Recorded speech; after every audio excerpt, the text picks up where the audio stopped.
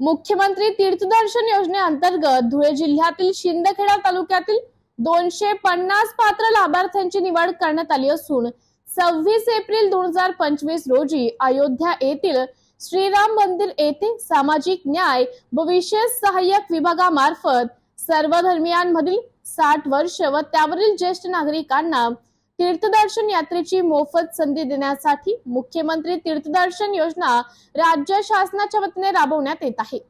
या योजनेत श्रीराम मंदिर अयोध्या येथे जाण्यासाठी शिंदखेडा तालुक्यातील हरिभक्त पारायण पांडुरंग महाराज माळी भडनेकर यांच्या नेतृत्वात 250 लाभार्थ्यांना 26 ते 30 एप्रिल 2025 या कालावधीत 2 बसेस व विशेष रेल्वेने पाठवण्यात आले।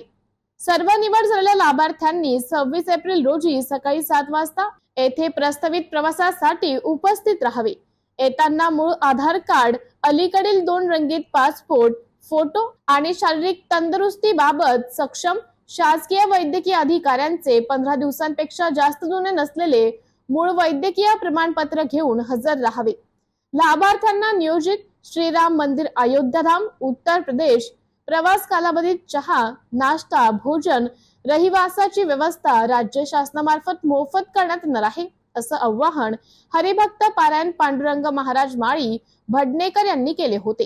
त्यानुसार आज सकाळी 7 वाजता शिंदखेडा येथून 2 बसेस जवळपास 100 प्रवासी असे जात असून आगार प्रमुख ज्ञानेश्वर शिवदेसह वाहन चालक तसेच सामाजिक कार्यकर्ते विनायक पवार यांनी हिरवा कंदील दाखवत बसेस रवाना झाल्यात।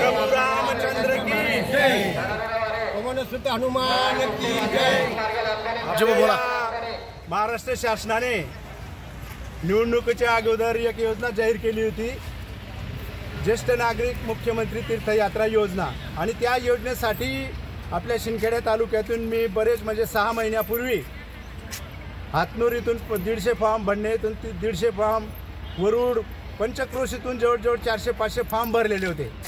पण ती जी पद्धत होती ती लॉटरीने होती। त्या लॉटरीमुळे ज्या लोकांची नावं आले त्यांच्यावर आपल्याला समाधान मानावं लागलं। त्याच्यामध्ये भंडाचे 16, हातनूरचे 18, वरुडचे 3, विरदेलचे 2, खर्द्याचे असे जवळजवळ 40-45 वारकऱ्यांची नावं त्या यादीमध्ये आली।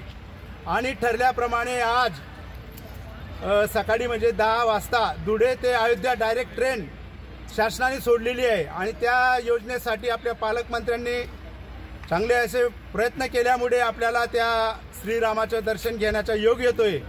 आणि पालकमंत्री या रेल्वेला डायरेक्ट धुळे ते अयोध्या अशी ही ट्रेन जाणार आहे। आणि त्या ट्रेनला हिरवा झेंडा दाखवण्यासाठी आपले जिल्ह्याचे पालकमंत्री नामदार जयकुमार रावल हे सुद्धा उपस्थित राहणार आहे आणि त्या ठिकाणी राम भक्तांना निरोप देणार आहेत। तरी असो, असे आपले नेहमीप्रमाणे जे एसटी महामंडळ आहे त्या एसटी महामंडळाने आपल्याला अष्टविनायक यात्रा असेल, पंढरपूर यात्रा असेल, त्या यात्रेसाठी वेळोवेळी असं चांगलं आपल्याला मदत केलेली आहे।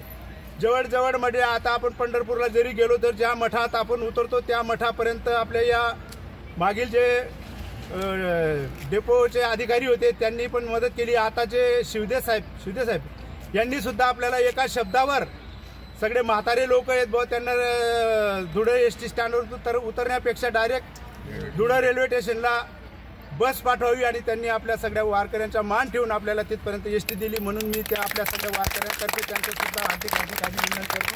आणि आमचे ड्रायव्हर कंडक्टर साहेब यांनी सुद्धा आम्हाला चांगली मदत केल्यामुळे त्यांचं सुद्धा हार्दिक अभिनंदन। जय श्रीराम। उर्वरित प्रवासी विशेष रेल्वेने जाणार आहेत।